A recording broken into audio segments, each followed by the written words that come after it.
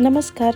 तर श्रीराम प्राण प्रतिष्ठा सोहळा जेवढा उत्साहाने भारतात साजरा झाला तेवढाच अमेरिकेत सुद्धा होता. सुरुवात झाली रॅलीपासनं.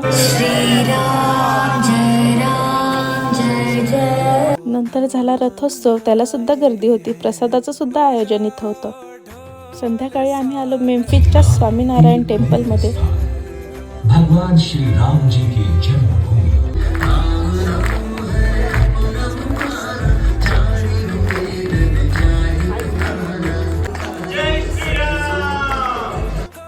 इथं सुद्धा खूप छान छान आयोजन केलेलं होतं आणि विशेष म्हणजे स्वतः आरती सुद्धा इथं करायला मिळाली.